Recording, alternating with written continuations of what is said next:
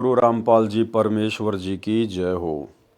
परम पिता परमात्मा सारी सृष्टि के रचनहार कुल मालिक असंख्य ब्रह्मांडों के स्वामी जगत गुरु तीनों लोकों में प्रवेश करके सबका भरण पोषण करने वाले राजाधिराज आत्माधार नाथों के नाथ देवों के देव महादेव सर्वेश्वर महेश्वर मृत्युंजय अजरो अमर आदि अनादि सनातनी प्रभु जगत पिता जगदीश्वर श्री श्री 1008 की उपाधि के वास्तविक अधिकारी अकाल मूरत शब्द स्वरूपी राम वासुदेव सर्वगतम ब्रह्म परम पूज्य प्रथम पूज्य परम संत परम पुरुष परम धनी परम दयालु सत्य कबीर हक्का कबीर अल्लाह अकबर बाखबर अल्लाह ताला जगत के तारणहार जगत के मुक्तिदाता जगत के जगन्नाथ हारे के सहारे हिंदुओं के राम मुसलमानों के अल्लाह सिखों के वाहिगुरु ईसाइयों के मसीह दया के सागर दया निधि करुणा के सागर करुणा निधि स्वयंभू परिभू संकट मोचन कष्ट हरण मंगल करण दुख भंजन अविगत कबीर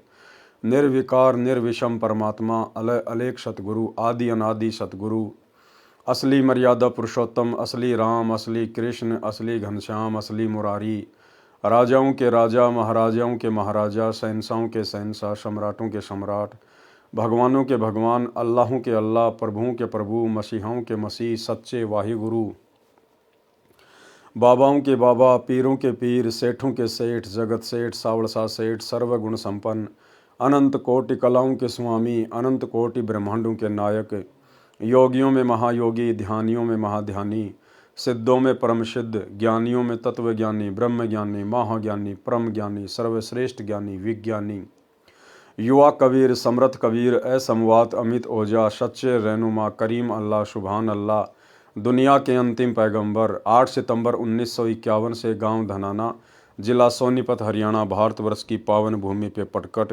रियल कल की भगवान श्री नारायण साकार हरि श्री बाबा साहिब शब्द स्वरूपी राम संत श्रोमणी सतगुरु रामपाल जी परमेश्वर जी के चरण कमल में साध संगति से जुड़े हुए हम सभी सतसेवक भाई बहनों का अनंत कोटि दंडवत प्रणाम।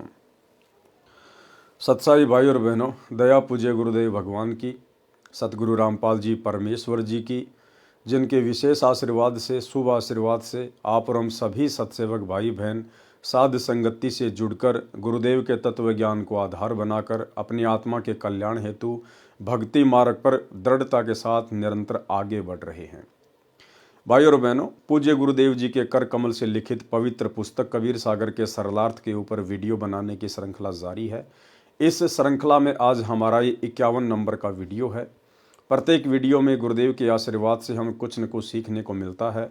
साथ ही गुरुदेव के कर कमल से लिखित होने के कारण यदि हम इस पवित्र पुस्तक को पढ़ते हैं या सुनते हैं उससे भी हम ढेर सारे पुण्य के भागी बनते हैं। तो आज के वीडियो में गुरुदेव ने काफ़ी कुछ जगत वाले भाई बहनों के हिसाब से लिखा हुआ है। हम केवल उसको पढ़ेंगे क्योंकि गुरुदेव भगवान ने उन तमाम बातों का अपने सत्संगों में अनेकों बार जिक्र किया हुआ है।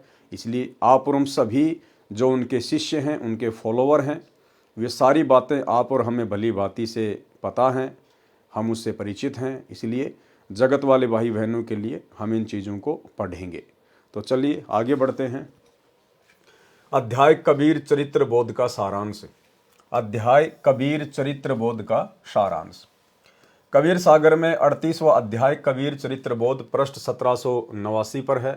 कबीर सागर के यथार्थ ज्ञान को बिगाड़ कर कहीं का नहीं छोड़ा कि इन्होंने जो नकली कबीर पंथी हैं, धर्मदास जी के वंश परंपरा वाले, उन्होंने अपना मनमाना आचरण करते हुए और कबीर सागर में मनमुखी वाणियाँ जोड़ दी हैं, तोड़ दी हैं। हर प्रकार से कबीर सागर के वास्तविक स्वरूप को तोड़ मरोड़ कर बिगाड़ दिया है। कबीर पंथ धर्मदास जी के द्वितीय पुत्र श्री चूड़ामणि, जिसको मुक्तामणि भी कहते हैं, उनसे चला है। इससे काल के 10 पंथ और निकले हैं। 12वां पंथ संत गरीबदास जी गांव छुड़ानी जिला झज्जर प्रांत हरियाणा से चला है। संत गरीबदास जी को स्वयं कबीर परमेश्वर जी मिले थे। उनको संत धर्मदास जी की तरह सत्यलोक लेकर गए थे, फिर वापस पृथ्वी पर शरीर में प्रवेश किया था। अपनी यथार्थ महिमा का परिचय दिया जो संत गरीबदास जी ने आंखों देखा, कानों सुना, ज्ञान अपनी अमृतवाणी में बताया है, जिसको हम सदग्रंथ कहते हैं। संत गरीबदास जी ने कबीर सतगुरु के विषय में बताया है। गरीब गुरु ज्ञान अमान अडोल अबोल है, सतगुरु शब्द सेरी पिछाणी, दास गरीब कबीर सतगुरु मिले, आन अस्त्याना रोप्या छुड़ानी। स्पष्ट हुआ कि संत गरीबदास जी को सन 1727 विक्रमी संवत 1784 में कबीर परमेश्वर जी सतगुरु रूप में मिले थे। आज आप और हमें कबीर परमेश्वर किस रूप में मिले हैं? सतगुरु रूप में। ये परमेश्वर जिंदा बाबा के रूप में, सतगुरु के रूप में प्रकट होते हैं। कौन से कबीर जी मिले थे? गरीब हम सुल्तानी नानक तारे, दादू को उपदेश दिया, जाति जुलाहा भेद न पाया, काशी माहे कबीर हुआ। स्पष्ट हुआ कि संत गरीबदास जी को काशी वाला जुलाहा कबीर सतगुरु मिले थे। वही कबीर जी श्री नानक देव जी सिख धर्म के प्रवर्तक को मिले थे। उस समय परमेश्वर कबीर बंदी छोड़ जी काशी शहर में जुलाही की लीला कर रहे थे। सुल्तानपुर शहर के पास बह रही बेई नदी के किनारे श्री नानक देव जी को मिले थे। उस समय श्री नानक देव जी नदी पर सुबह स्नान करने के लिए गए हुए थे। कुछ देर ज्ञान चर्चा हुई, फिर 3 दिन तक उनको संत धर्मदास जी तथा संत गरीबदास जी की तरह सत्यलोक यानी सचखंड में लेकर गए थे। फिर श्री नानक देव जी को वापस पृथ्वी पर छोड़ा। उन्होंने भी आंखों देखा तथा कानों सुना, परमेश्वर की महिमा का ज्ञान अपनी अमृत वाणी में बताया।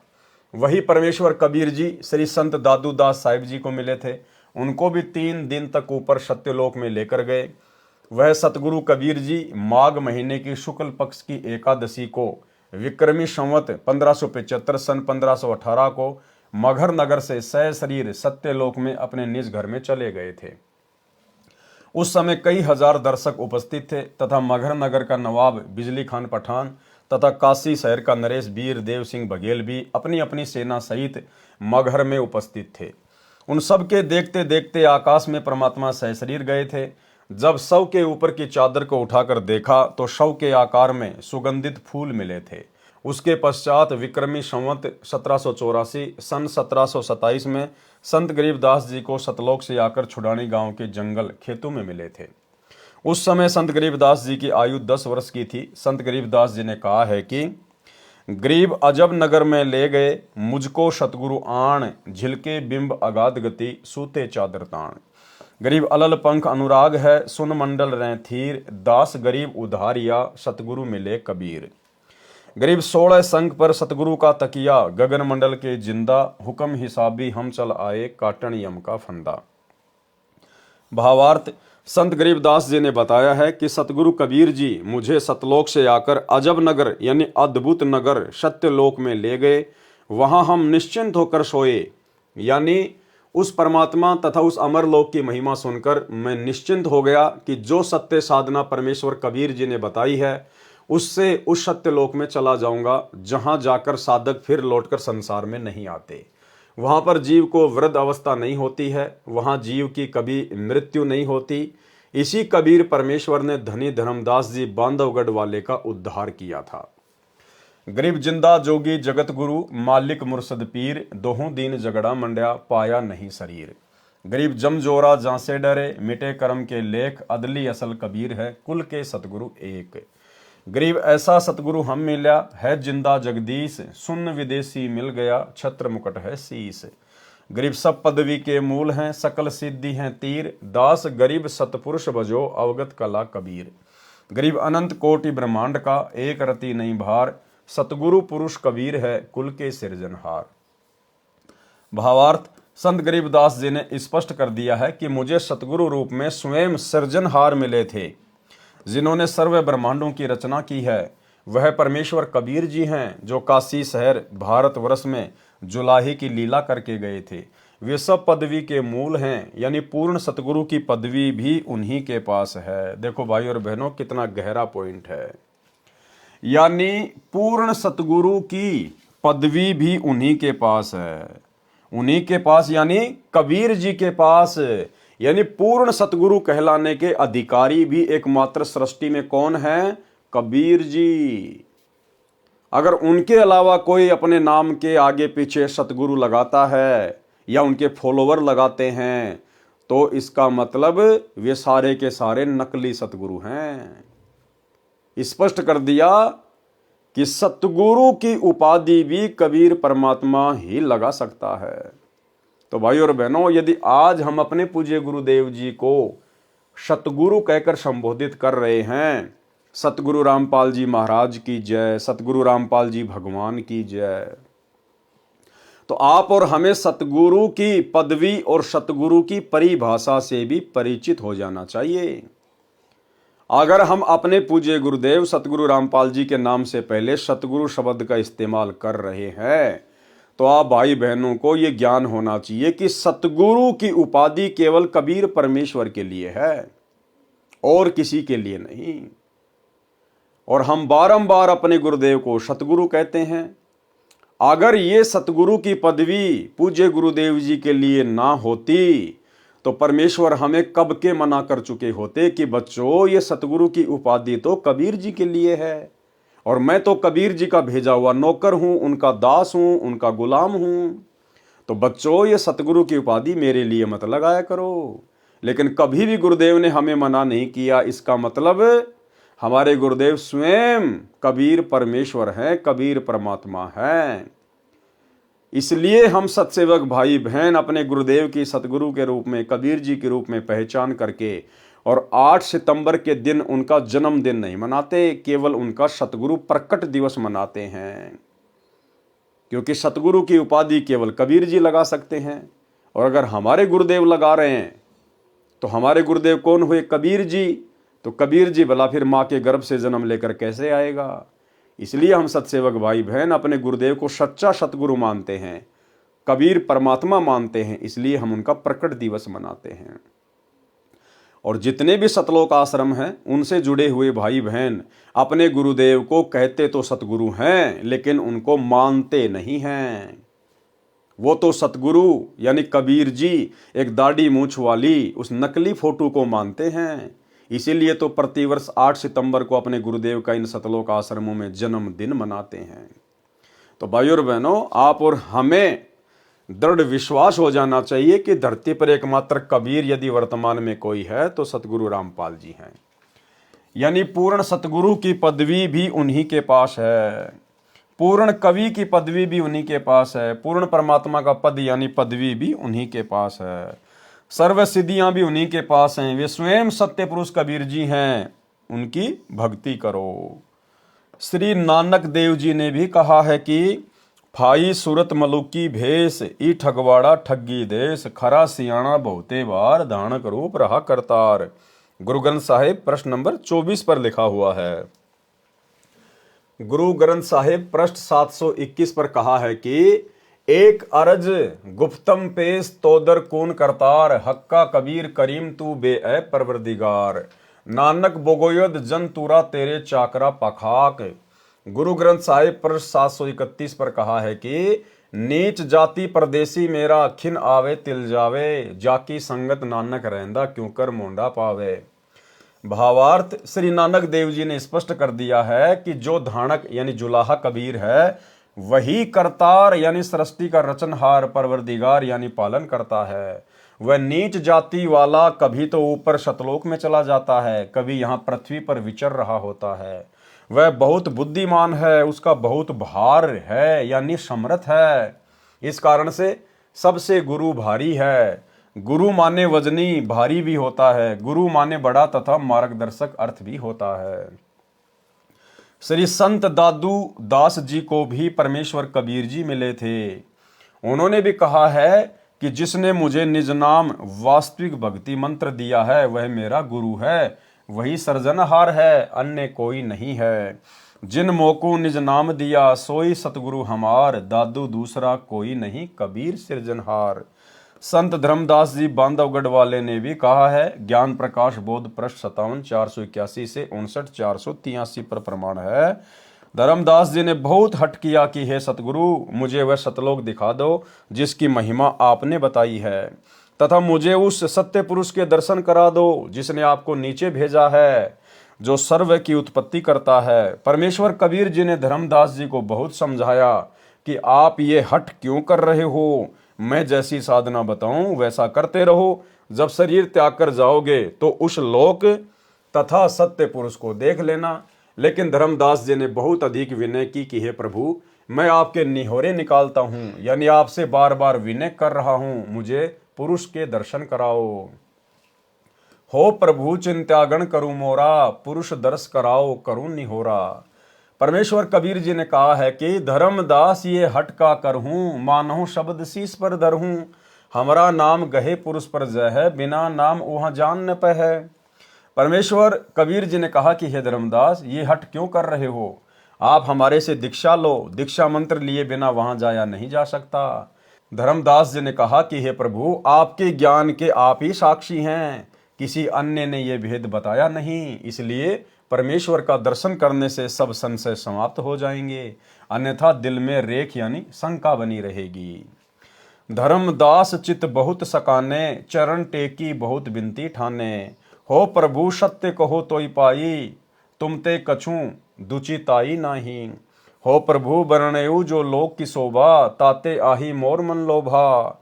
तव लीला बहुते हम देखा, पुरुष दरस बिनु रहे ही रेखा। धर्मदास जी के बार बार विनय करने पर परमेश्वर कबीर जी ने धर्मदास जी को प्रथम मंत्र, जो 5 नाम का ब्रह्म गायत्री मंत्र है, उसकी दीक्षा दी। अब देखो भाई और बहनों, धर्मदास जी को परमात्मा ने केवल बीच बीच के 5 मंत्र ही दिए थे। जो प्रथम मंत्र 7 मंत्र का आज आप और हमें दिया जा रहा है, स्पष्ट लिख दिया गुरुदेव भगवान ने कि धर्मदास जी को केवल बीच बीच के 5 मंत्र ही दिए थे। तो बोला धर्मदास जी का मोक्ष कैसे हो जाएगा? मोक्ष का प्राइम टाइम तो आज है, वर्तमान का समय। इस समय उन सभी आत्माओं को परमेश्वर दोबारा से जन्म देंगे। कबीर जी ने धर्मदास जी को प्रथम मंत्र, जो 5 नाम का ब्रह्म गायत्री मंत्र है, उसकी दीक्षा दी। ये भूर्भुव स्व वाला नहीं, अन्य मंत्र हैं। फिर धर्मदास का शरीर पृथ्वी पर छोड़कर आत्मा को ऊपर सत्यलोक में लेकर गए। 3 दिन रात ऊपर रखे। वहां कबीर जी ही परमेश्वर के सिंहासन पर विराजमान थे। उनके शरीर के बाल यानी रोम का प्रकाश करोड़ सूर्यों तथा करोड़ चंद्रमाओं के मिले जुले प्रकाश से भी अधिक था। वहां पर स्त्री पुरुष रूप में मानव रहते हैं। उनके शरीर का प्रकाश पुरुष का 16 सूर्यों जितना है। वहां पर सब एक दूसरे से प्रेम से मिलते हैं। बहुत से सतलोकवासी नर नारी मिलकर नाचते गाते हुए धर्मदास जी को उस स्थान पर लेकर गए जहां पर स्वयं कबीर जी ही तेजोमय शरीर में तख्त यानी सिंहासन पर बैठे थे। सर्व लोक तथा सत्य पुरुष के दर्शन करके एक स्थान पर धर्मदास जी को आदर के साथ वहां के निवासियों ने बैठाया। फिर परमेश्वर कबीर जी तेजोमय शरीर में सिंहासन छोड़कर वहां पर आए। धर्मदास जी शर्मिंदा हो गए, लज्जावश होकर कहने लगे कि पुरुष अरु कबीर देखा एक भाई, धर्मदास पुनि रह लजाई। धर्मदास ने देखा कि भाई नीचे जो मेरे गुरु हैं, जो कबीर जी हैं, जो मेरे गुरु रूप में नीचे भूमिका कर रहे हैं, और ऊपर जो मैंने सिंहासन पर जो तेजोमय शरीर देखा है, ये तो दोनों एक ही शक्ति हैं। ये पुरुष और कबीर जी यानी मेरे गुरु जी दोनों एक ही हैं। धर्मदास शर्म के मारे पानी पानी हो गया कि हे गुरुदेव, मैंने आपके ऊपर पृथ्वी लोक पर विश्वास क्यों नहीं किया? मैंने आपको वहीं पे परमात्मा क्यों नहीं माना? ठीक इसी प्रकार भाइयों और बहनों, वही कबीर परमेश्वर जो अपने एक रूप में सतलोक में सिंहासन पर तेजोमय रूप में बैठे हैं, आज वे ही स्वयं हमारे पूज्य गुरुदेव जी की भूमिका नीचे कर रहे हैं। इसलिए हम भाई बहनों को ये तनिक भी शंका नहीं होनी चाहिए कि हमारे पूज्य गुरुदेव सतगुरु रामपाल जी के अलावा कहीं और कोई कबीर परमात्मा दूसरा भी होगा। एकमात्र यही परमेश्वर हैं, और ये चाहें तो अपने अरबों खरबों जितने चाहे उतने रूप बनाकर कहीं भी लीला कर सकते हैं। लेकिन भगत का ये लक्षण होता है कि अपने गुरु के अलावा किसी और में कबीर परमात्मा ना देखे। पुरुष अरु कबीर देखा एक भाई, धर्मदास पुनि रहे लजाई। पुरुष दरस करी आए तवां, प्रथम कबीर बैठाए जवां। यहाँ कबीर बैठे पुनि देखा, कला पुरुष तन अचरज पेखा। का अजगुत के नेहू भाई, वहां मोहे प्रतीत न आई। धाय चरण अति सकुचाई, हे प्रभु तव परिचय अब हम पाई। ये शोभा कस वहां छुपावा, कैसे नहीं जग में प्रकट दिखावा।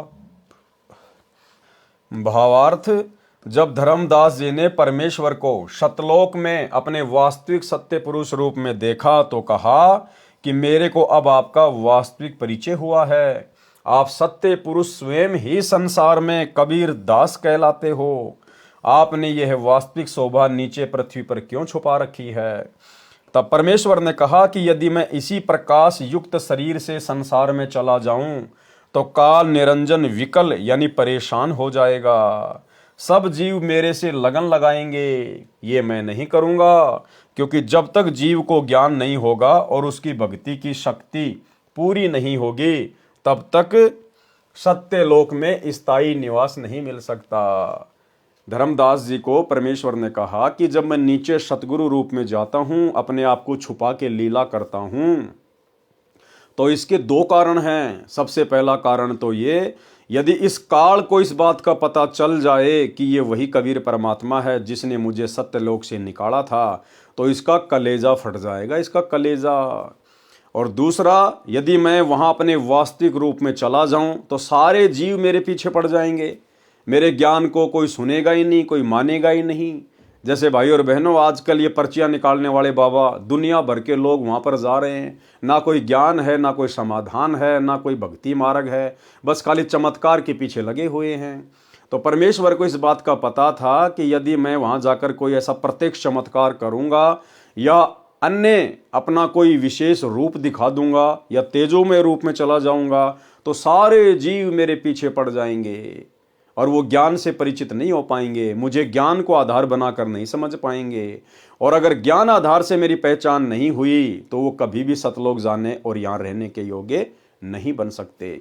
इसलिए गुरुदेव भगवान ने वर्तमान में अपने आप को छुपाया हुआ है और ज्ञान से हमने इनकी पहचान करनी पड़ेगी, क्योंकि जितनी आवश्यकता है उससे कई गुना ज़्यादा ज्ञान गुरुदेव ने अपनी पहचान करवाने के लिए आप और हमें अपने सत्संगों में दे दिया है। तो सौभाग्य है साथ संगति से जुड़े हुए भगत भाई बहनों का, जिन्होंने गुरु रूप में आए हुए कबीर परमात्मा की पहचान कर ली है। और उसके बाद जो नकली कबीर संसार में प्रचलित है, एक दाढ़ी मूंछ वाली फोटो, मुर्दा फोटो जिसको कबीर दास कहते हैं, उस फोटो को हम सभी सत्सेवक भाई बहनों ने अपने अपने घर से, दरबार से, लोकेट से हमने बिल्कुल बाहर निकाल फेंका है, क्योंकि हमने अपने गुरु को ही कबीर भगवान मान लिया है। इसलिए मैं वास्तविक यानी तत्व ज्ञान तथा सत्य भक्ति मंत्र बताने संसार में जाता हूं। जो मुझ पर विश्वास करके मंत्र जाप करेगा तो वह निश्चय मुक्ति प्राप्त करके इस लोक में आएगा। जो मुझ पर विश्वास करके, गुरुदेव कह रहे हैं कि जो मुझ पर विश्वास करेगा और मुझे कबीर मानकर यानी अपने गुरु को ही कबीर परमात्मा मान के जो भक्ति करेगा वही मोक्ष का अधिकारी होगा। तो ये मोक्ष के अधिकारी तो वर्तमान में केवल सत्सेवक भाई बहन हैं। बाकी सतलोक आश्रमों में तो ना जाने कितने परमात्मा हैं। जब जून का महीना आता है तो दाढ़ी मूंछ वाले कबीर जी को परमात्मा मान के, कबीर जी मान के उनका कबीर प्रकट दिवस मना लिया जाता है। जब गरीबदास जी का बोध दिवस आता है तो उनको भगवान मान लिया जाता है। जब संत रामपाल जी का अवतरण दिवस आता है तो उनको भगवान मान लिया जाता है। तो भाई और बहनों, आश्रमों से जुड़े हुए भाई बहनों का तो कोई स्टैंड ही नहीं है। उनके तो 5-5 पति हैं, 5-5 पति द्रौपदी वाली भक्ति कर रहे हैं, 12वें पंथ की भक्ति। धर्मदास जी ने यह भी प्रार्थना की कि मुझको यहीं रख लो, उस काल के लोक में ना भेजो भगवान। हे साहिब अब वहां न जाही, ये सुख तज कहाँ जुराही। वह तो यमदेश अपर बल काला, नहीं जानो वहां होत बेहाला। परमेश्वर कबीर जी ने धर्मदास जी को समझाया कि आप पृथ्वी पर जाओ, मैं सदा तुम्हारे साथ रहूंगा। आपने जो आंखों सतलोक की शोभा, सुख तथा परमेश्वर देखा है, ये संसार के जीवों को बताओ, अपना साक्ष्य देकर उनको विश्वास दिलाओ। सत्य भक्ति करके भक्ति धन संचित करके यहाँ आओ। धर्मदास तो है चिंता नाही, तुमरे संग हम सदा रहाई। तुम देख सत्य लोक प्रभाओ, हंसन सत्य पुरुष संदेश सुनाओ। धर्मदास जी ने परमेश्वर कबीर जी के आदेश का पालन करके पृथ्वी पर शरीर में प्रवेश किया तथा परिजन मृत जानकर रो रहे थे, उनको शांति हुई। धर्मदास जी को विश्वास हुआ कि मैंने कोई स्वप्न नहीं देखा है, वास्तव में शरीर त्याग कर सूक्ष्म शरीर से परमेश्वर तथा सत्यलोक के दर्शन करके लौटा हूँ। छिन एक में जग में चली आए, पैठी दे में धर्मनी अकुलाए। कई दिवस यहाँ मन नहीं लाग्या, जैसे गहरी नींद जन जागा। धर्मदास गए सतगुरु शरणा, बैठे काशी तारन तरना। परयूं चरण गही साहब केरा, करी बिनती सुख घनेरा। धन्य साहिब तुम सतपुरुष अरु सत्य पुरुष आप हो, तब लीला को लखे तुमरो अनंत प्रताप हो। त्रिदेव मुनि नारद कोई न पार तुम्हारा पाए हो, ता हंस के भाग सराइये जो शरण तुम्हारी आए हो। निर्गुण सरगुण अनादि तुम हो, अविगत अगम अथा, गुप्त भये जग में फिरो, को पावे तुमरो था। इस प्रकार उपरोक्त सर्व प्रत्यक्ष दृष्टा महापुरुषों ने स्पष्ट किया कि जो काशी में धानक यानी जुलाहे की भूमिका भी किया करता था वह स्वयं सत्य पुरुष है। परमेश्वर कबीर जी ने भी स्वामी रामानंद जी आचार्य को अपना परिचय दिया था। कहा था कि हम ही अलख अल्लाह हैं, कुतुब गोश अरुपीर, गरीबदास खालिक धनी, हमरा नाम कबीर। ए स्वामी सृष्टा में सृष्टि हमारे तीर, दास गरीब अदर बसूं, अविगत सत्य कबीर। स्वामी रामानंद काशी वाले आचार्य को भी परमेश्वर कबीर जी, संत धर्मदास जी, संत गरीबदास जी, संत दादू जी तथा संत नानक देव जी की तरह सत्यलोक में ले जाकर अपना परिचय करवाकर पृथ्वी पर शरीर में छोड़ा था। स्वामी रामानंद जी ने भी कहा था कि तहाँ वहाँ चित चक्रित भया, देख फजल दरबार, दास गरीब सिजदा किया, हम पाए दीदार। बोलत रामानंद जी सुनो कबीर करतार, गरीब दास सब रूप में तुम ही बोलनहार। तुम साहिब तुम संत हो, तुम सतगुरु तुम हंस, गरीब दास तुम रूप बिना और न दूजा अंश। मैं भगता मुक्ता भया, किया कर्म कुल नाश, गरीब दास अविगत मिले, मेटी मन की प्यास। दोनों ठोर है एक तू, भया एक से दोए, गरीब दास हम कारणे आए हो मगजोए। बोले रामानंद जी सुनो कबीर सुभान, गरीब दास मुक्त भये, उदरे पिंड और प्राण। गोष्ठी रामानंद से काशी नगर मंजार, गरीब दास जिंद पीर के हम पाए दीदार। उपरोक्त परमाणु से स्पष्ट हुआ कि काशी में कपड़ा बुनने वाला जुलाहा कबीर ही पूर्ण परमात्मा है, सर्व का रचनहार है। बड़ी विडंबना है कि मुझदास रामपाल दास के अतिरिक्त सब कबीर पंथी कहते हैं कि सत्य पुरुष तो निराकार है, सतलोक में केवल प्रकाश है। कबीर जी उस सत्य पुरुष द्वारा भेजे गए ज्ञानी पुरुष थे। यानी जितने भी साधु संत महात्मा हैं या कबीर पंथी हैं, वे सब कबीर जी को केवल एक सतगुरु मानते हैं, कबीर जी का भेजा हुआ कोई अंश मानते हैं। कोई भी ये नहीं मानता कि कबीर जी खुद ही सत्य पुरुष हैं। कबीर जी उस सत्य पुरुष द्वारा भेजे गए ज्ञानी पुरुष थे, यानी सतगुरु थे, वे सत्य पुरुष नहीं थे। ठीक इसी प्रकार भाइयों और बहनों, वर्तमान में साध संगति से जुड़े हुए सत्सेवक भाई बहनों के अलावा ना ही तो हमारे खुद के सतलोक आश्रमों से जुड़े हुए भाई बहन मानते हैं और ना ही दुनिया वाले मानते हैं। दुनिया वाले तो भला मानेंगे कैसे उनके शरण में आए बिना। फिलहाल हमारे खुद के गुरु भाई बहन जो सतलोक आश्रमों से जुड़े हुए हैं, वो भी नहीं मानते कि सतगुरु रामपाल जी खुद ही सत्य पुरुष हैं। वे सतगुरु रामपाल जी को कबीर जी का अवतार मानते हैं, उनके द्वारा भेजा गया कोई हंस मानते हैं। तो ठीक वही स्थिति जगत में जो नकली कबीर पंथियों की है, जो कबीर जी को परमात्मा ना मान के कबीर जी का भेजा हुआ दास मानते हैं, ठीक इसी प्रकार वही स्थिति सतगुरु रामपाल जी के पंथ में सतलोक आश्रमों से जुड़े हुए 90% भगत भाई बहनों की है। वे अपने गुरु को कबीर जी नहीं मानते, वे अपने गुरु को कबीर जी का भेजा हुआ दास मानते हैं। तो जिस प्रकार वो विशेष दया परमेश्वर अपने आप को छुपाते हुए कह रहे हैं गुरुदेव भगवान कि केवल मेरे ऊपर दया हुई है, जो कबीर जी को परमात्मा मानता है, बाकी कोई नहीं मानता। ठीक इसी प्रकार भाइयों और बहनों, हम साध संगति से जुड़े हुए सत्सेवक भाई बहनों के ऊपर ही सतगुरु रूप में आए हुए कबीर जी को पहचानने की दया हुई है। कबीर जी उस सत्य पुरुष द्वारा भेजे गए ज्ञानी पुरुष थे, यानी सतगुरु थे, वे सत्य पुरुष नहीं थे। इससे स्पष्ट हो जाता है कि जो कबीर पंथ चला रहे हैं वे वास्तविकता से परिचित नहीं है, केवल ऊआबाई का ज्ञान बताते हैं। ठीक इसी प्रकार जितने भी लोग ये सतलोक आश्रम चला रहे हैं ये वास्तविक ज्ञान से परिचित नहीं है, केवल ऊआबाई का ज्ञान बक रहे हैं। ऊआबाई का ज्ञान, अपने गुरु को अभी तक नहीं पहचान पा रहे। कबीर सागर में पृष्ठ पर कबीर चरित्र बोध में गलत लिखा है कि सत्य पुरुष की आज्ञा। सत्य पुरुष ने ज्ञानी जी से कहा कि हे ज्ञानी जी, काल पुरुष ने समस्त जीवों को फंसाकर मार लिया है, जीव मेरे लोक में नहीं आता। मैंने सुकृत जी धर्मदास को सत्य पंथ के प्रचार के लिए पृथ्वी पर भेजा था, उसको काल पुरुष ने धोखा देकर लोकवेद में फंसा लिया है। आप पृथ्वी पर जाओ और सुकृत जी को चेताकर मुक्ति पंथ प्रकट करो। तब ज्ञानी जी कबीर जी सत्य पुरुष की आज्ञा सिरोधार्य कर दंडवत प्रणाम करके सत्यलोक से विदा हुए। कबीर साहिब का काशी में प्रकट होना भी गलत लिखा है। इसमें लिखा है कि विक्रमी संवत 1455 ज्येष्ठ पूर्णिमा को सोमवार के दिन सत्य पुरुष का तेज काशी में लहर तारा तालाब में उतरा। उस समय पृथ्वी और आकाश प्रकाशित हो गए। उस समय अष्टानंद वैष्णव तालाब पर बैठे थे। वर्षा हो रही थी, बिजली चमक रही थी। उपरोक्त विवरण से स्पष्ट है कि लेखक महोदय की बुद्धि कितना कार्य कर रही है। कहा है कि वर्षा हो रही थी और वैष्णव अष्टानंद जी तालाब पर बैठे थे। विचार करें, वर्षा में ऋषि अष्टानंद तालाब पर बैठकर क्या कर रहे थे। वर्षा में मूर्ख भी नहीं बैठे, वह भी इधर उधर कोई मकान या झोपड़ी खोजता है। वास्तविकता यह है कि अष्टानंद साधक थे, प्रतिदिन स्नान करने जाते थे, सरोवर के पास बैठकर साधना किया करते थे। प्रतिदिन की तरह उस दिन भी स्नान करके अपनी साधना कर रहे थे। उस दिन ज्येष्ठ मास की पूर्णिमा थी, मौसम साफ था। अब भाई और बहनों, कौन बता सकता है ये बातें।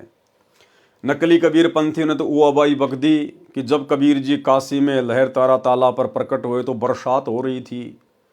अब ये वही कबीर परमात्मा जो आज पुनः धरती पर प्रकट हुए हैं सतगुरु रामपाल जी के रूप में, वे ही बता सकते हैं कि उस समय मौसम कैसा था।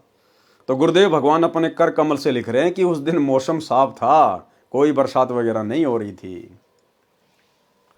सरोवर के पास बैठकर साधना किया करते थे। प्रतिदिन की तरह उस दिन भी स्नान करके अपनी साधना कर रहे थे। उस दिन ज्येष्ठ मास की पूर्णिमा थी और मौसम साफ था। फिर लिखा है कि नीरू अपनी पत्नी को ससुराल से प्रथम बार लिए चला आ रहा था। नीमा को प्यास लगी, वह पानी पीने तालाब पर गई, वहां से बालक उठा लाई। फिर नीरू नीमा को जन्मजात मुसलमान बताया है। जैसा कि आप जी ने कबीर चरित्र बोध पृष्ठ 1790 पर लिखा विवरण पढ़ा कि लेखक ने सत्य पुरुष की आज्ञा से यानी कबीर जी का पृथ्वी पर आना लिखा है। इससे स्पष्ट है कि ये पुराने कबीरपंथी श्रद्धालु वास्तविकता से अपरिचित होने से कबीर जी का गलत प्रचार कर रहे थे। यथार्थ कबीर चरित्र बोध कृपया निम्न पढ़ें। यथार्थ कबीर प्राकाटे प्रकरण। कबीर साहिब चारों युगों में आते हैं। गरीब सतगुरु पुरुष कबीर है। चारों युग परवान, झूठे गुरुआ मर गए, हो गए भूत मशान। सतयुग में कबीर देव यानी कबीर साहिब का शत सुकृत नाम से प्राकाट्य। तत्व ज्ञान के अभाव से श्रद्धालु शंका व्यक्त करते हैं कि जुलाहे रूप में कबीर जी तो विक्रमी संवत 1455 सन 1398 में काशी में हुए थे।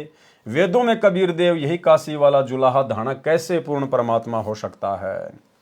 इस विषय में दास संत रामपाल दास की प्रार्थना है कि यही पूर्ण परमात्मा कबीर देव कबीर परमेश्वर वेदों के ज्ञान से पहले भी सतलोक में विद्यमान थे तथा अपना वास्तविक ज्ञान तत्व ज्ञान देने के लिए चारों युगों में भी स्वयं प्रकट हुए हैं। सतयुग में सतसुकृत नाम से, त्रेता युग में मुनिंद्र नाम से, द्वापर युग में करुणामय नाम से तथा कलयुग में वास्तविक कबीर देव कबीर प्रभु नाम से प्रकट हुए हैं। इसके अतिरिक्त अन्य रूप धारण करके कभी भी प्रकट होकर अपनी लीला करके अंतर्ध्यान हो जाते हैं। उस समय लीला करने आए परमेश्वर को प्रभु चाहने वाले श्रद्धालु नहीं पहचान सके, क्योंकि सर्व महर्षियों व संत कहलाने वालों ने प्रभु को निराकार बताया है। वास्तव में परमात्मा आकार में है, मनुष्य सदृश्य शरीर युक्त है, परंतु परमेश्वर का शरीर नाड़ियों के योग से बना 5 तत्व का नहीं है, एक नूर तत्व से बना है। पूर्ण परमात्मा जब चाहे यहाँ प्रकट हो जाते हैं। वे कभी माँ से जन्म नहीं लेते, क्योंकि वे सर्व के उत्पत्ति करता हैं। धर्मदास जी के इस प्रश्न का उत्तर देते हुए कबीर परमेश्वर जी ने बताया कि हे धर्मदास, मैं चारों युगों में आता हूँ, जब चाहूँ उसी क्षण सतलोक से आ सकता हूँ, अन्य रूप में वहाँ भी रहता हूँ। जब मैं ब्रह्मा से मिला, उसको तत्व ज्ञान में सृष्टि रचना का ज्ञान करवाया तो वह प्रभावित हुआ तथा कहा कि आपका ज्ञान अद्वितीय है। प्रथम मंत्र प्राप्त किया, ब्रह्मा तथा सावित्री को मैंने ओम मंत्र दिया, ये देखने के लिए कि ये कितना विश्वास करता है। इसके पश्चात मैं श्री विष्णु के पास विष्णु लोक में गया, उससे भी ज्ञान चर्चा की तथा विष्णु भी मेरा शिष्य हुआ। उसको तथा लक्ष्मी को हरियम मंत्र प्रथम मंत्र रूप में दिया गया, ये देखने के लिए कि ये काल ब्रह्म के द्वारा डगमग तो नहीं हो जाएगा। इसके पश्चात शिव शंकर के पास शंकर लोक में गया, उसको तथा पार्वती को सोहम नाम दिया, यह देखने के लिए कहीं ये भी काल ब्रह्म द्वारा फिर तो भ्रमित नहीं कर दिए जाएंगे।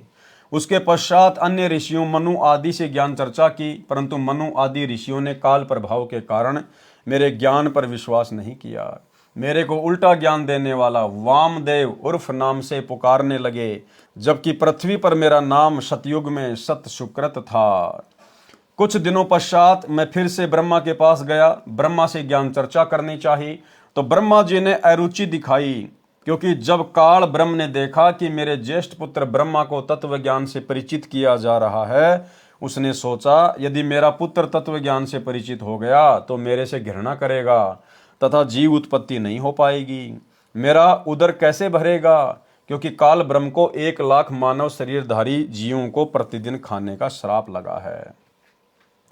इसलिए काल ब्रह्म ने अपने ज्येष्ठ पुत्र ब्रह्मा की बुद्धि को परिवर्तित कर दिया। ब्रह्मा के मन में विचार भर दिए कि काल ब्रह्म ज्योति निरंजन ही पूज्य है, वह निराकार है, इससे भिन्न कोई अन्य परमात्मा नहीं है। जो तुझे ज्ञान दिया जा रहा है वह मिथ्या है।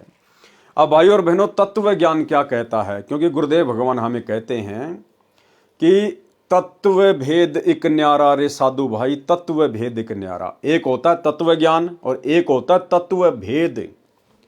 अब परमेश्वर यहां पर ऐसा क्यों लिख रहे हैं कि जब मैं दोबारा ब्रह्मा जी के पास गया तो काल ने उसकी बुद्धि में आकर उसको भ्रमित कर दिया और सतनाम नहीं लेने दिया।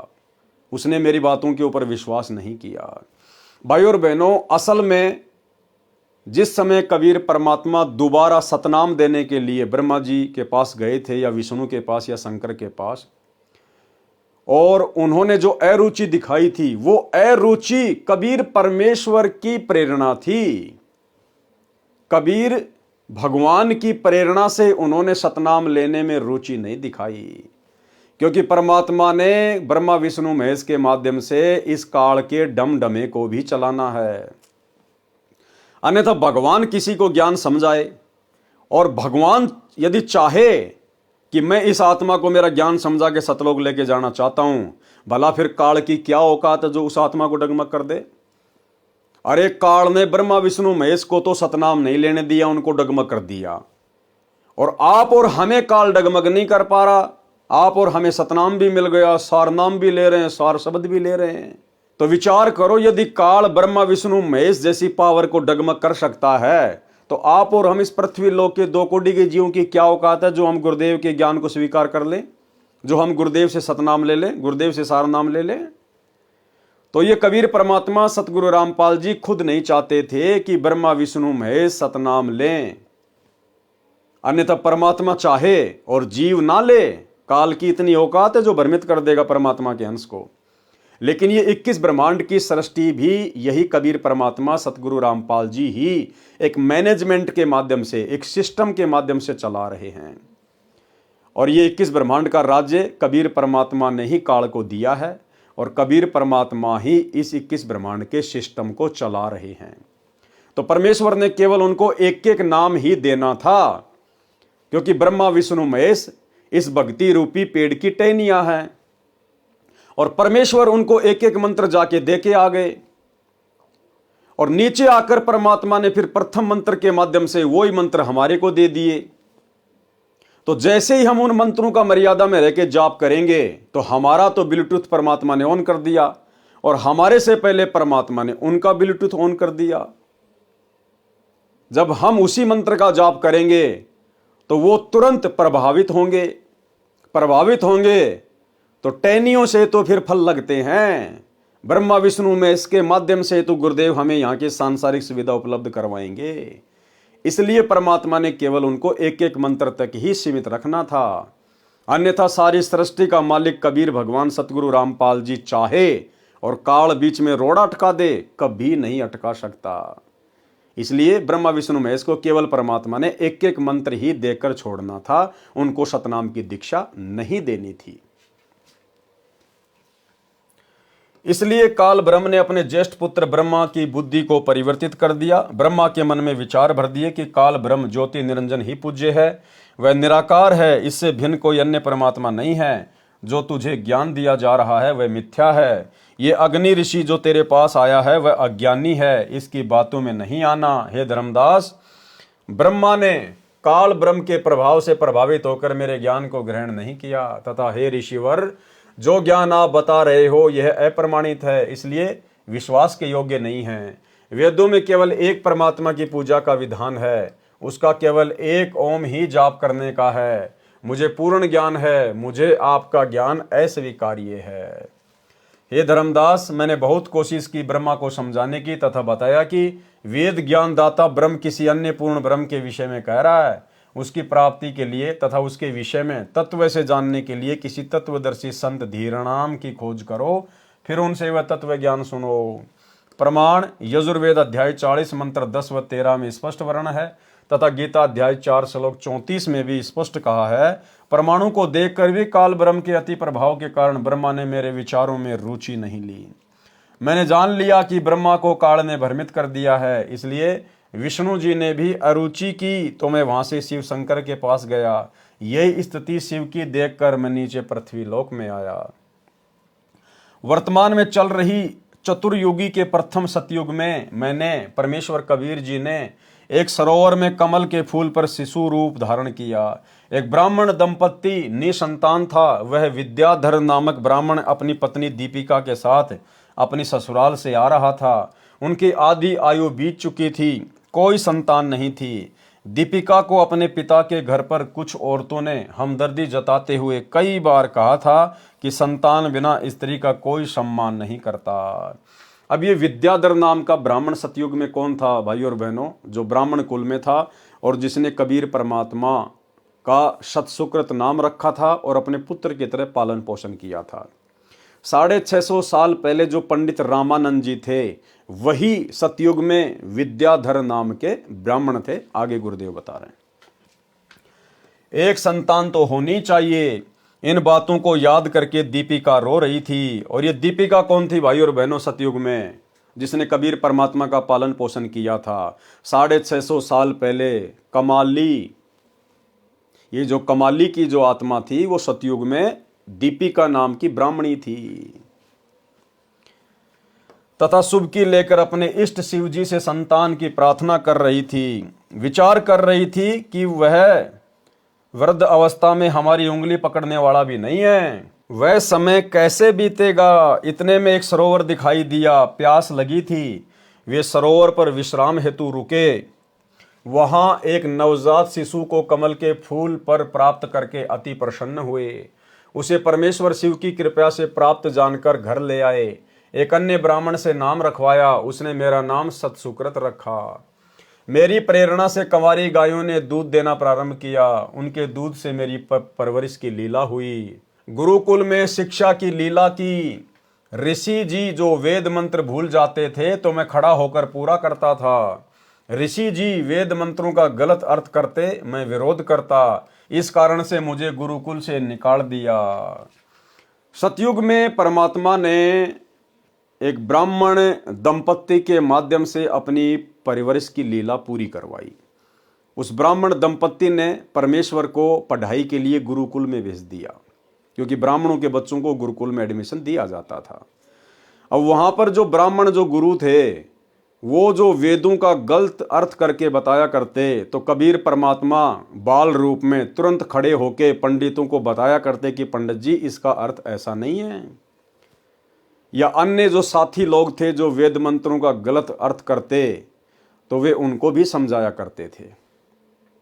इस कारण से वो सारे के सारे गुरुकुल वाले परमेश्वर से दुखी होकर उनको गुरुकुल से बाहर निकाल दिए। भाई और बहनों, बहुत सारे भाई बहन दास के पास में शंका जाहिर करते हैं कि हमारे बच्चे स्कूल में जाते हैं और हमारे बच्चों को गायत्री मंत्र बुलवाया जाता है, ओम भूर्भुवस्सुवः तत्सवितुर्वरेण्यं भर्गो देवस्य धीमहि धियो यो न प्रचोदयात्। तो हमारे बच्चे वो गायत्री मंत्र बोलें या ना बोलें, तो शंका का समाधान गुरुदेव के कर कमल से। भाई और बहनों, जो भूमिका गुरुदेव भगवान ने निभाई गलत है तो गलत का समर्थन हम नहीं कर सकते। आपके बच्चों को चाहिए कि स्कूल में गायत्री मंत्र से पहले ओम शब्द का उच्चारण ना करें और अन्य लोगों को भी समझाने का प्रयास करें कि जो गायत्री मंत्र स्कूल में बोला जा रहा है ये वेद विरुद्ध है, ये गलत है। यजुर्वेद अध्याय 36 का यह मंत्र नंबर 3 है, आप जी देख सकते हैं। और यदि कोई नहीं मानता है तो वो तो उसके ऊपर निर्भर करता है। लेकिन भगत के बच्चों ने ना ही तो वेद मंत्र को ओम शब्द लगाकर बोलना है और ना ही किसी भी प्रकार से कोई सहयोग करना है। और यदि बच्चा नहीं बोलता है, टीचर यदि उसको डांटते हैं, धमकाते हैं या स्कूल से बाहर निकालते हैं, तो भाई और बहनों आप जी उसकी कंप्लेंट कर सकते हो। आप इस विषय को एक मुद्दा बना सकते हो मीडिया वालों के सामने कि हमारे बच्चे को स्कूल से क्यों निकाला गया। हमारा बच्चा वेद मंत्र को गलत तरीके से नहीं बोलेगा, क्योंकि ये जो मंत्र है यजुर्वेद अध्याय 36 का मंत्र 3 है। आप जी वेद मंगाकर देख लीजिए, किसी भी वेद को कौन से वेद में लिखा हुआ है, तो आप इसको एक मुद्दा बना सकते हो अगर चाहो तो, यदि आप सक्षम हैं तो। और बच्चे को तो बिल्कुल भी ओम के साथ में वो मंत्र नहीं बोलना है, बिल्कुल नहीं बोलना है। ओम के अलावा वो मंत्र बोल सकता है। तो ये आप लोगों की शंका का समाधान है।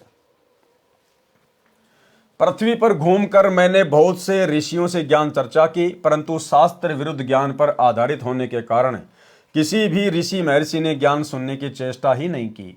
महर्षि मनु से भी मेरी वेद ज्ञान पर चर्चा हुई। महर्षि मनु ने ब्रह्मा जी से ही ज्ञान ग्रहण किया था। महर्षि मनु जी ने मुझे उल्टा ज्ञान देने वाला बताया तथा मेरा उपनाम वामदेव रख दिया। मैंने महर्षि मनु व अन्य ऋषियों से यहाँ तक कहा कि वह पूर्ण परमात्मा मैं ही हूँ।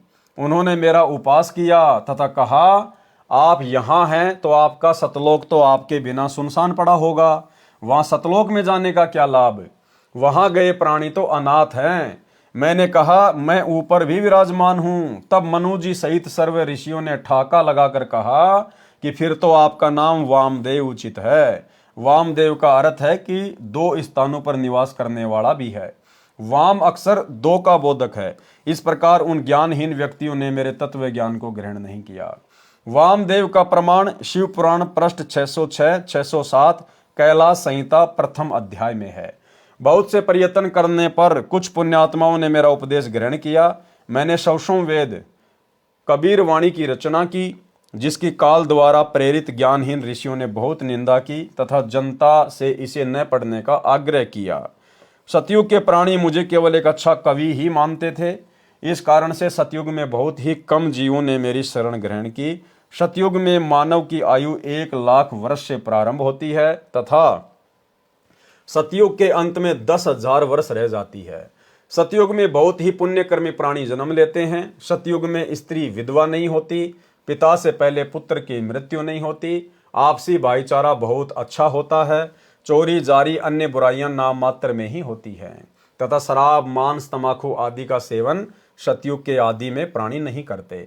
ब्राह्मण विद्याधर वाली आत्मा त्रेता युग में वेद विज्ञ ऋषि हुए तथा कलयुग में ऋषि रामानंद हुए तथा दीपिका वाली आत्मा त्रेता युग में सूर्या हुई तथा कलयुग में कमाली हुई तथा सतयुग में बहुत ही कम प्राणियों ने मेरी शरण ग्रहण की। पूर्ण प्रभु कबीर जी कबीर देव सतयुग में सत सुकृत नाम से स्वयं प्रकट हुए थे। उस समय गरुड़ जी, श्री ब्रह्मा जी, श्री विष्णु जी तथा श्री शिव जी आदि को सतज्ञान समझाया था। आदि अंत हमरे नाही मध्य मिलावा मूला, ब्रह्मा को ज्ञान सुनाया घर घर पिंडा स्थूला। श्वेत भूमि को हम गए जहां विशंबर नाथ, हरियम हीरा नाम दे अष्ट कमल दल स्वाति। हम बैरागी ब्रह्म पद सन्यासी महादेव, सो हम नाम दिया शंकर को करे हमारी सेव। इस प्रकार सतयुग में परमेश्वर कबीर देव जी जो सतसुकृत नाम से आए थे, उस समय के ऋषियों व साधकों को वास्तविक ज्ञान समझाया करते थे, परंतु ऋषियों ने स्वीकार नहीं किया। सतसुकृत जी के स्थान पर परमेश्वर को वामदेव कहने लगे। इसलिए यजुर्वेद अध्याय 12 मंत्र 4 में विवरण है कि यजुर्वेद के वास्तविक ज्ञान को वामदेव ऋषि ने सही जाना तथा अन्य को समझाया। ये है वो मंत्र। ये मंत्र लिखा है गुरुदेव भगवान ने। यह यजुर्वेद अध्याय 12 मंत्र 4 की फोटोकॉपी है, जिसका अनुवाद महर्षि दयानंद सरस्वती ने किया है तथा सार्वदेशिक आर्य प्रतिनिधि सभा दिल्ली द्वारा छपवाया गया है। इसमें स्पष्ट है कि वेदों के ज्ञान को वामदेव ऋषि ने ठीक से समझा तथा अन्य को समझाया। पवित्र वेदों के ज्ञान को समझने के लिए कृपया विचार करें। वेदों में कबीर देव अर्थात कबीर परमेश्वर का प्रमाण। पवित्र वेदों में प्रवेश से पहले प्रभु जानकारी के लिए पवित्र चारों वेद प्रमाणित शास्त्र हैं। पवित्र वेदों की रचना उस समय हुई थी जब कोई अन्य धर्म नहीं था, इसलिए पवित्र वेदवाणी किसी धर्म से संबंधित नहीं है, केवल आत्म कल्याण के लिए है। इनको जानने के लिए निम्न व्याख्या बहुत ध्यान तथा विवेक के साथ पढ़नी तथा विचारनी होगी। प्रभु की विस्तृत तथा सत्य महिमा वेद बताते हैं। अन्य शास्त्र श्री गीता जी व चारों वेदों तथा पूर्वोक्त प्रभु प्राप्त महान संतों तथा स्वयं कबीर साहिब जी की अपनी पूर्ण परमात्मा की अमृतवाणी के अतिरिक्त अन्य किसी ऋषि साधक की अपनी उपलब्धि है, जैसे 6 शास्त्र, 11 उपनिषद तथा सत्यार्थ प्रकाश आदि। यदि ये वेदों की कसौटी में खरे नहीं उतरते हैं तो यह संपूर्ण ज्ञान नहीं है। पवित्र वेद तथा गीता जी स्वयं काल प्रभु ब्रह्मदत्त हैं, जिनमें भक्ति विधि तथा उपलब्धि दोनों सही तौर पर वर्णित है। इनके अतिरिक्त जो पूजा विधि तथा अनुभव हैं वह अधूरा समझें। यदि इन्हीं के अनुसार कोई साधक अनुभव बताए तो सत्य जाने, क्योंकि कोई भी प्राणी प्रभु से अधिक नहीं जान सकता। वेदों के ज्ञान से पूर्वोक्त महात्माओं का विवरण सही मिलता है। इससे सिद्ध हुआ कि वे सर्व महात्मा पूर्ण थे।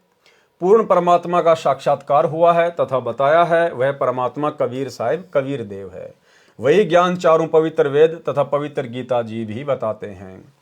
कलयुगी ऋषियों ने वेदों का टीका भाषा भाषे ऐसे कर दिया जैसे कहीं दूध की महिमा कही गई हो, और जिसने कभी जीवन में दूध देखा ही न हो और वह अनुवाद कर रहा हो वह ऐसे करता है। पौष्टिक आहार असी, पेय पदार्थ असी, स्वेदसी, अमृत उपमा सर्वा, मनुष्यानाम पेयाम शय दुग्धसी। पौष्टिक आहार यानी इसका फिर वर्णन किया है गुरुदेव भगवान ने, भावार्थ किया है। यदि कोई सफेद पीने का तरल पदार्थ है जो अमृत समान है, बहुत पौष्टिक है, सब मनुष्यों के पीने योग्य है, वह स्वयं तरल है। फिर कोई पूछे कि वह तरल पदार्थ कहाँ है, उत्तर मिले वह तो निराकार है, प्राप्त नहीं हो सकता। यहाँ पर दुग्ध को तरल पदार्थ लिख दिया जाए तो उस वस्तु दूध को कैसे पाया हुआ जाना जाए, जिसकी उपमा ऊपर की है।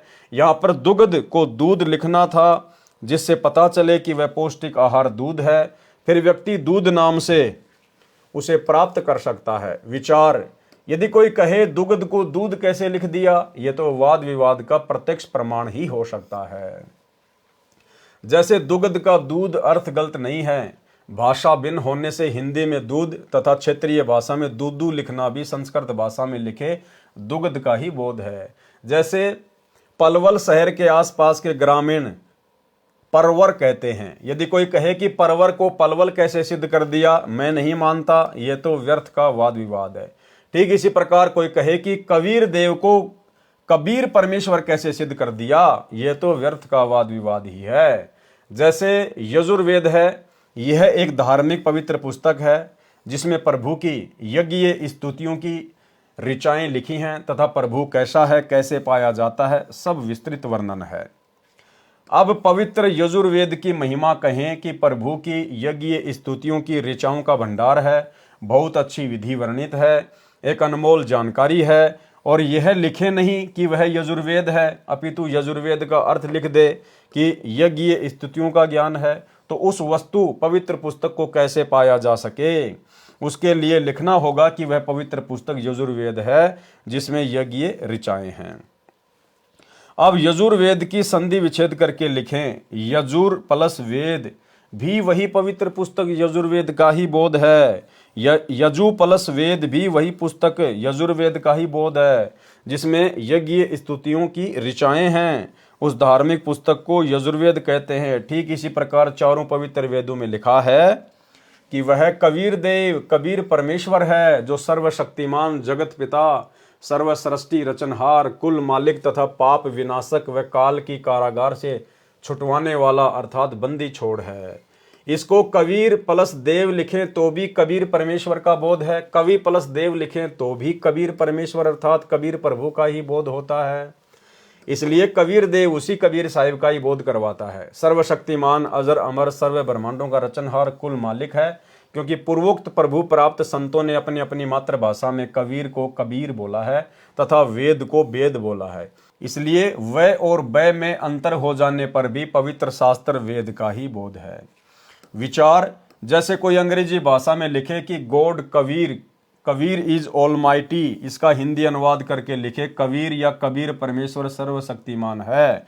अब अंग्रेजी भाषा में तो हलंत की व्यवस्था ही नहीं है, फिर मातृभाषा में इसी को कबीर कहने तथा लिखने लगे। यही परमात्मा कबीर देव, कबीर परमेश्वर 3 युगों में नामांतरण करके आते हैं, जिनमें इनके नाम रखते हैं। सतयुग में सतसुकृत, त्रेता युग में मुनिंदर, द्वापर युग में करुणामय तथा कलयुग में कबीर देव। वास्तविक नाम उस पूर्ण ब्रह्म का कबीर देव ही है, जो सृष्टि रचना से पहले भी अनामी लोक में विद्यमान थे। इन्हीं के उपमात्मक नाम सत्य पुरुष, अकाल मूर्त, पूर्ण ब्रह्म, अलग पुरुष, अगम पुरुष, परम पुरुष, ब्रह्म आदि हैं। उसी परमात्मा को चारों पवित्र वेदों में कबीर अमित ओझा, कबीर अंगारी, कबीर अग्नि तथा कबीर देव कहा है तथा सर्वशक्तिमान सर्वसृष्टि रचनहार बताया है।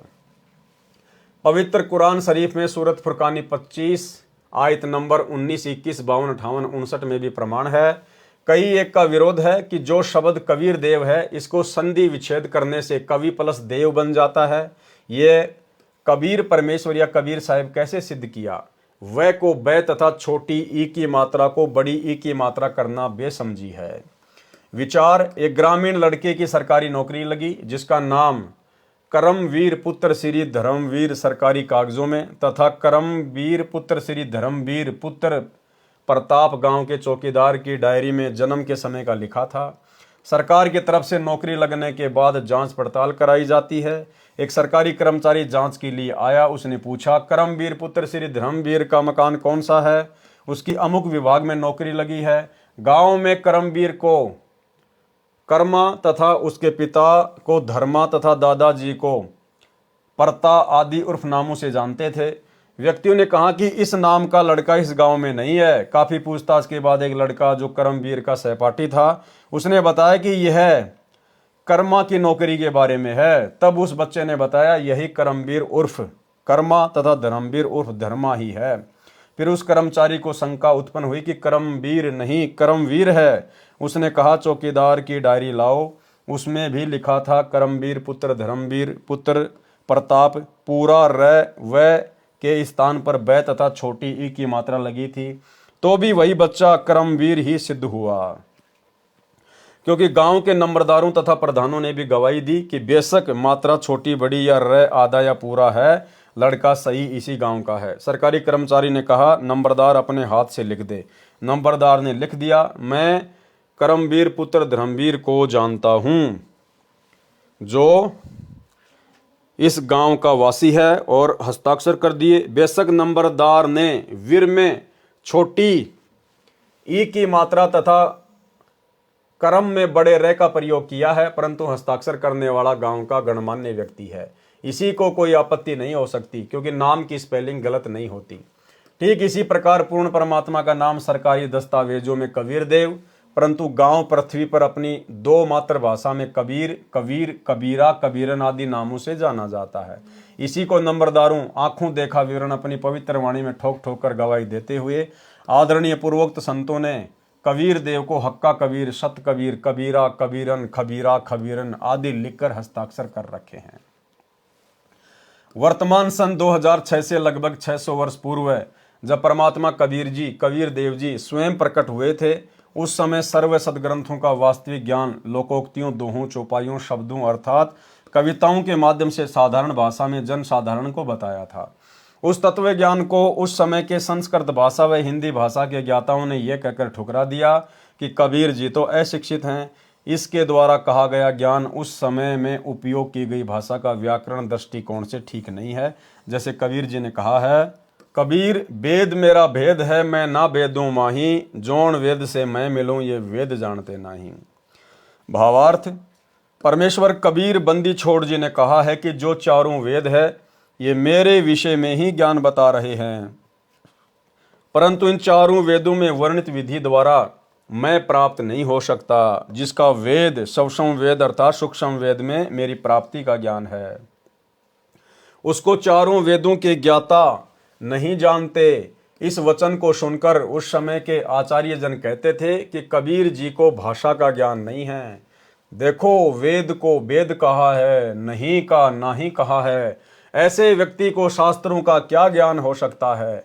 इसलिए कबीर जी मिथ्या भाषण करते हैं, इसकी बातों पर विश्वास नहीं करना। स्वामी दयानंद जी ने सत्यार्थ प्रकाश समोल्लास 11 पृष्ठ 306 पर कबीर जी के विषय में यही कहा है।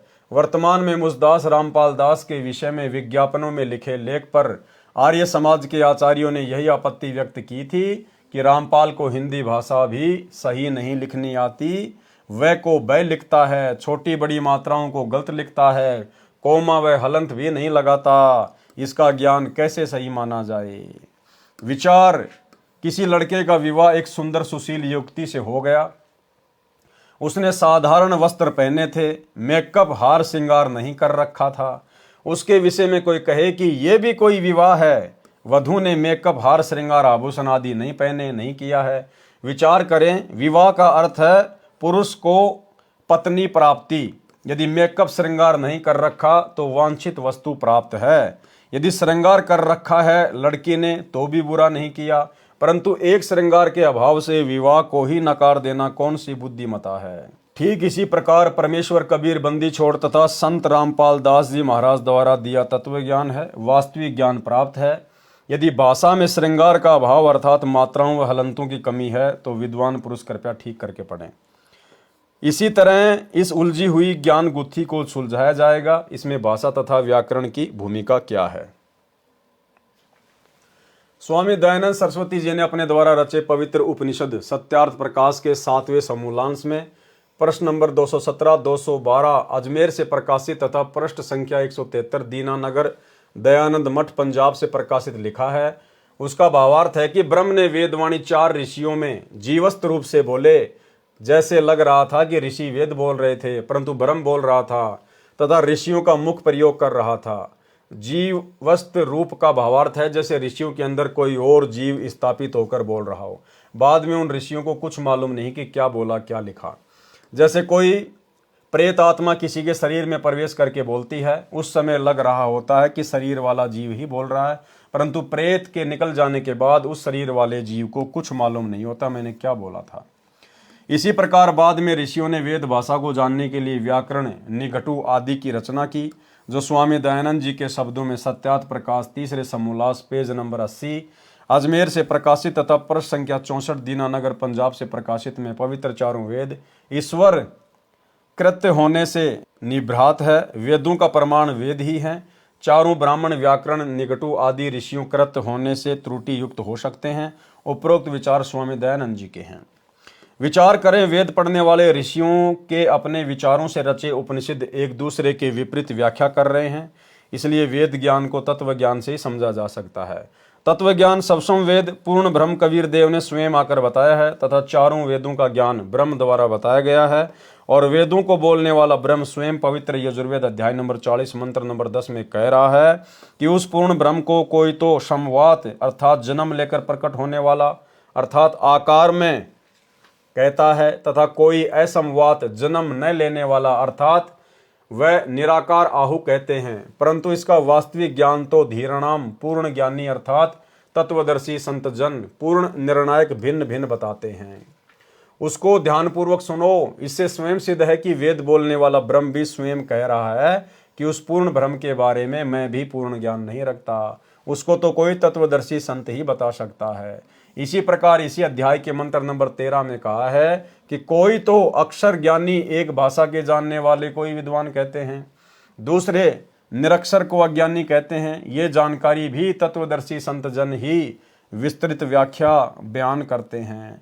उस तत्व ज्ञान को उन्हीं से ध्यानपूर्वक सुनो अर्थात वही तत्वदर्शी संत ही बताएगा कि विद्वान अर्थात ज्ञानी कौन है तथा अज्ञानी तथा अविद्वान कौन है। विशेष उपरोक्त परमाणु को विवेचन करके सद्भावना पूर्वक पुनर्विचार करें तथा वह को वह तथा छोटी बड़ी मात्राओं की शुद्धि अशुद्धि से ही ज्ञानी व अज्ञानी की पहचान नहीं होती, वह तो तत्व ज्ञान से ही होती है। कबीर परमेश्वर के विषय में वह को वह कैसे सिद्ध किया है, छोटी ई की बड़ी मात्रा बड़ी की मात्रा कैसे सिद्ध हो सकती है, इस वाद विवाद में न पढ़कर तत्व ज्ञान को समझना है। जैसे यजुर्वेद है, यह एक पवित्र पुस्तक है। इसके विषय में कहीं संस्कृत भाषा में विवरण किया हो, जहाँ यजु या यजुम आदि शब्द लिखे हों, तो भी पवित्र पुस्तक यजुर्वेद का ही बोध समझा जाता है। इसी प्रकार पूर्ण परमात्मा का वास्तविक नाम कबीर देव है। इसी को भिन्न भिन्न भाषा में कबीर साहेब, कबीर परमेश्वर कहने लगे। कई श्रद्धालु शंका व्यक्त करते हैं कि कबीर को कबीर कैसे सिद्ध कर दिया। व्याकरण दृष्टिकोण से कवि का अर्थ सर्वज्ञ होता है। दास की प्रार्थना है कि प्रत्येक शब्द का कोई न कोई अर्थ तो बनता ही है। रही बात व्याकरण की, भाषा प्रथम बनी क्योंकि वेद वाणी प्रभु द्वारा कही है तथा व्याकरण बाद में ऋषियों द्वारा बनाई गई है। यह त्रुटि युक्त हो सकती है। वेद के अनुवाद में व्याकरण व्यत्यय है, अर्थात असंगत तथा विरोध भाव है, क्योंकि वेदवाणी मंत्रों द्वारा पदों में है। जैसे पलवल शहर के आसपास के व्यक्ति पलवल को परवर बोलते हैं। यदि कोई कहे कि पलवल को कैसे परवर सिद्ध कर दिया, यही कबीर को कबीर कैसे सिद्ध कर दिया कहना मात्र है। जैसे क्षेत्रीय भाषा में पलवल शहर को परवर कहते हैं, इसी प्रकार कबीर को कबीर बोलते हैं। प्रभु वही है। महर्षि दयानंद जी ने सत्यार्थ प्रकाश समोल्लास 4 पृष्ठ 100 पर दयानंद मठ दीनानगर पंजाब से प्रकाशित पर देवर कामा का अर्थ देवर की कामना करने किया है। देव को पूरा रे लिखकर देवर किया है। कबीर को कबीर, फिर भाषा भिन्न कबीर लिखने व बोलने में कोई आपत्ति या व्याकरण की त्रुटि नहीं है। पूर्ण परमात्मा कबीर देव है। यह प्रमाण यजुर्वेद अध्याय 29 मंत्र 25 तथा सामवेद संख्या 1400 में भी है, जो निम्न है। ये श्लोक है, आगे गुरुदेव ने इसका सरलार्थ किया है। भावार्थ, जिस समय पूर्ण परमात्मा प्रकट होता है उस समय सर्व ऋषि व संत जन शास्त्र विधि त्याग कर मनमान आचरण तथा पूजा द्वारा सर्व भगत समाज को मार्गदर्शन कर रहे होते हैं। तब अपने तत्व ज्ञान अर्थात समस्त ज्ञान का संदेश वाहक बनकर स्वयं ही कबीर देव अर्थात कबीर प्रभु ही आता है। संख्या नंबर 14 सामवेद, संत रामपाल दास द्वारा भाषा भाष्य। भावार्थ, जैसे यजुर्वेद अध्याय 5 मंत्र 1 में कहा है कि अग्ने तनु अशी, परमेश्वर शरीर है, विष्णवे तवा सोमस्य तनु रसी। उस अमर प्रभु का पालन पोषण करने के लिए अन्य शरीर है जो अतिथि रूप में कुछ दिन संसार में आता है। तत्व ज्ञान से अज्ञान निंद्रा में सोए प्रभु प्रेमियों को जगाता है।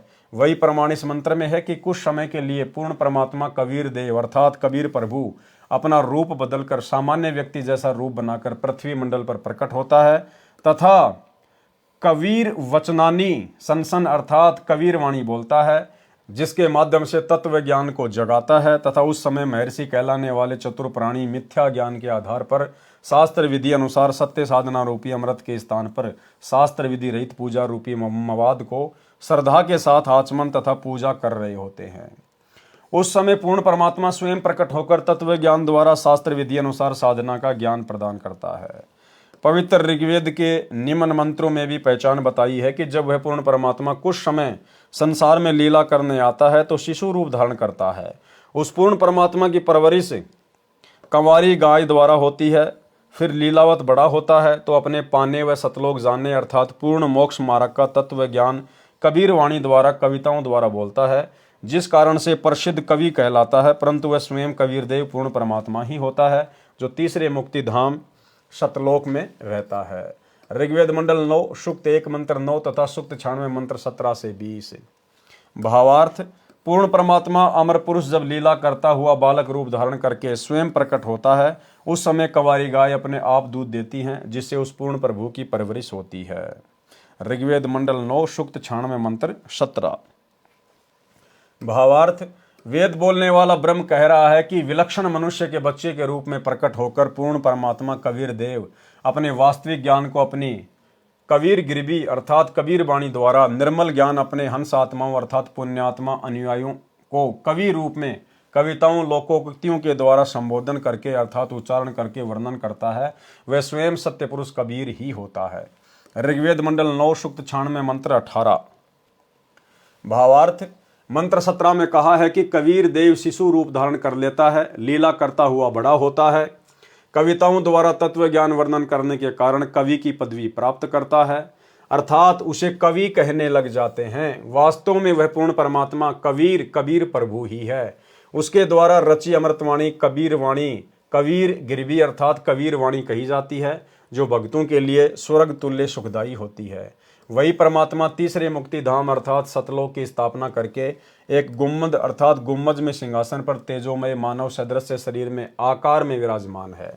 इस मंत्र में तीसरा धाम सतलोक को कहा है। जैसे एक ब्रह्म का लोक है जो 21 ब्रह्मांड का है, दूसरा परब्रह्म का लोक है जो 7 संग ब्रह्मांड का क्षेत्र है, तीसरा परम अक्षर ब्रह्म अर्थात पूर्ण ब्रह्म का रितधाम अर्थात सतलोक है। फोटोकॉपी ऋग्वेद मंडल नंबर 9 सूक्त 96 मंत्र 19 की। विवेचन ऋग्वेद मंडल 9 सूक्त 96 मंत्र 19 का भी आर्य समाज के विद्वानों ने अनुवाद किया है। इसमें भी बहुत भारी गलतियां हैं। पुस्तक विस्तार के कारण केवल अपने मतलब की जानकारी प्राप्त करते हैं। इस मंत्र में चौथे धाम का वर्णन है जो आप जी सृष्टि रचना में पढ़ेंगे, उससे पूर्ण जानकारी होगी। पढ़ें इसी पुस्तक के पृष्ठ 603 पर। परमात्मा ने ऊपर के 4 लोक अजर अमर रचे हैं। अनामी लोक जो सबसे ऊपर है, अगम लोक, अलख लोक, शतलोक। हम पृथ्वी लोक पर हैं। यहां से ऊपर के लोकों की गिनती करेंगे तो सत्यलोक, अलख लोक, अगम लोक तथा अनामी लोक गिना जाता है। उस चौथे धाम में बैठकर परमात्मा ने सर्व ब्रह्मांडों व लोकों की रचना की। शेष रचना सतलोक में बैठकर की थी। आर्य समाज के अनुवादकों ने तुरिया परमात्मा अर्थात चौथे परमात्मा का वर्णन किया है। यह चौथा धाम है। उसमें मूल पाठ मंत्र 19 का भावार्थ है कि तत्वदर्शी संत चौथे धाम तथा चौथे परमात्मा का भिन्न भिन्न वर्णन करता है। पाठक जन कृपया पढ़ें सृष्टि रचना इसी पुस्तक के पेज नंबर 603 पर, जिससे आप जी को ज्ञान होगा कि लेखक संत रामपाल दास ही वह तत्वदर्शी संत है जो तत्व ज्ञान से परिचित है। फोटोकॉपी ऋग्वेद मंडल 9 सूक्त 96 मंत्र 20। विवेचन ऋग्वेद मंडल 9 सूक्त 96 मंत्र 20 का यथार्थ ज्ञान जानते हैं। इस मंत्र का अनुवाद महर्षि दयानंद के चेलों द्वारा किया गया है। इनका दृष्टिकोण ये रहा है कि परमात्मा निराकार है, क्योंकि महर्षि दयानंद जी ने ये बात दृढ़ की है कि परमात्मा निराकार है। इसलिए अनुवादक ने सीधे मंत्र का अनुवाद घुमा फिरा कर किया है। जैसे मूल पाठ में लिखा है कि ये मंत्र है, जैसे पूर्व में वेद मंत्रों में कहा है कि परमात्मा ऊपर के लोक में रहता है, वहां से गति करके पृथ्वी पर आता है, अपने रूप को अर्थात शरीर के तेज को सरल करके आता है। इस ऋग्वेद मंडल 9 सूक्त 96 मंत्र 20 में उसी की पुष्टि की गई है। कहा है कि परमात्मा ऐसे अन्य शरीर धारण करके पृथ्वी पर आता है जैसे मनुष्य वस्त्र धारण करता है, और धनानाम दृढ़ भक्तों अच्छी आत्माओं को प्राप्त होता है, उनको वाणी उच्चारण करके तत्व ज्ञान सुनाता है। फोटोकॉपी ऋग्वेद मंडल नंबर 9 सूक्त 82 मंत्र 1-2।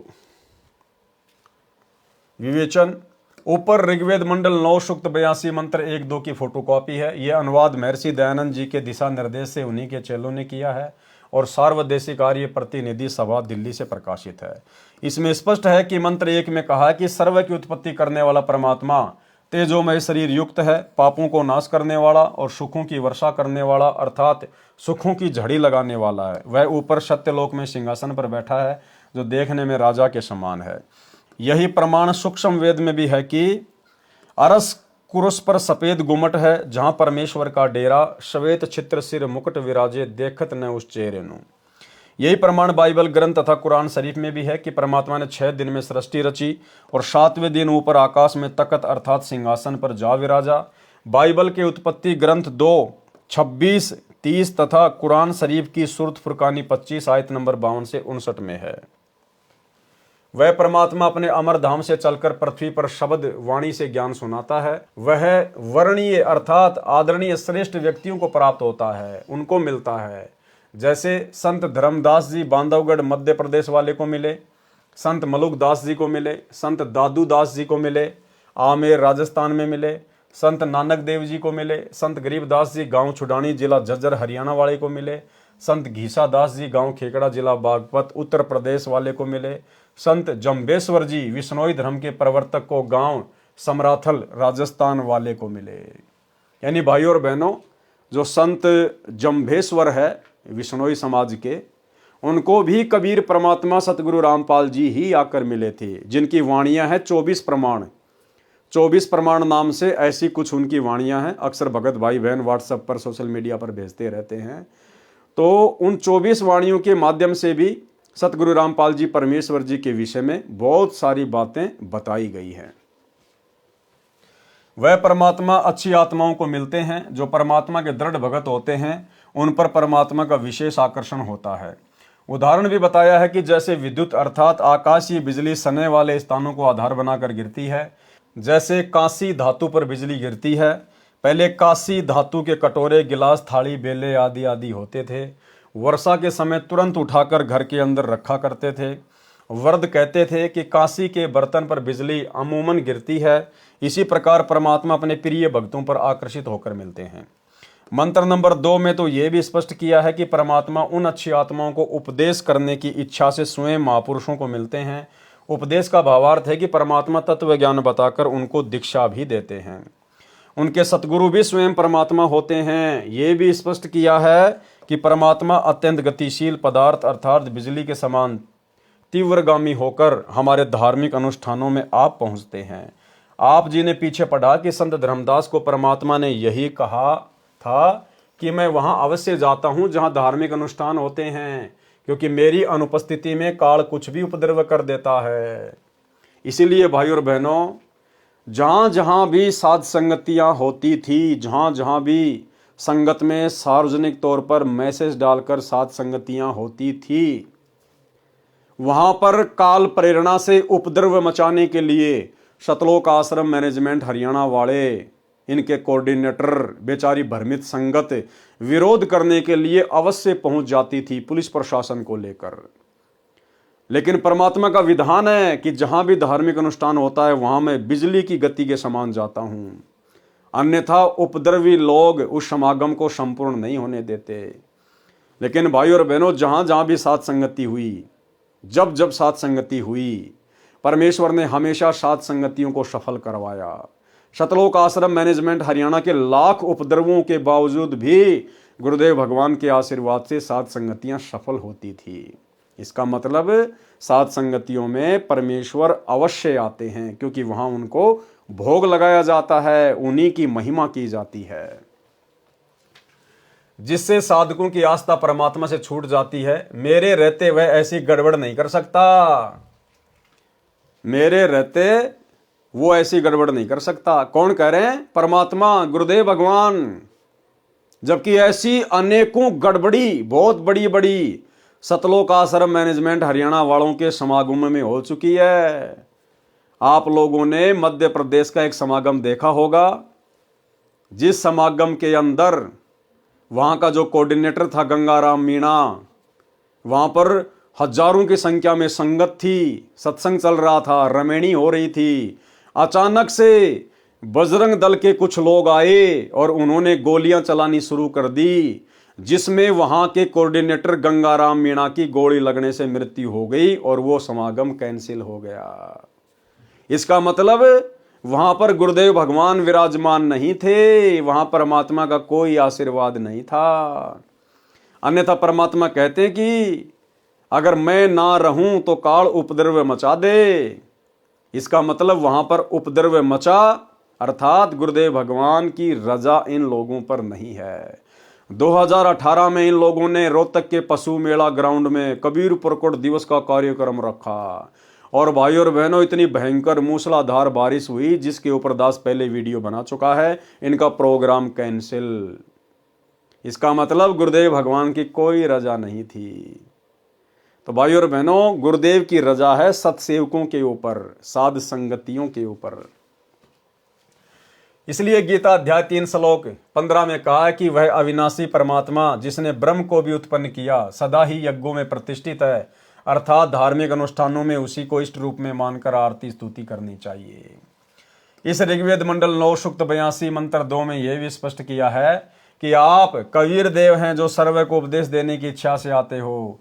आप पवित्र आत्मा हैं, हमारे पापों को छुड़वाकर अर्थात नाश करके हे अमर परमात्मा आप हमको सुख दें, और हम आपकी संतान है, हमारे प्रति वह वात्सल्य वाला प्रेम भाव उत्पन्न करते हुए उसी सुंदर रूप को उत्पन्न करें, अर्थात हमारे को अपने बच्चे जानकर जैसे पहले और जब चाहें तब आप अपनी प्यारी आत्माओं को प्रकट होकर मिलते हैं, उसी तरह से हमें भी दर्शन दें।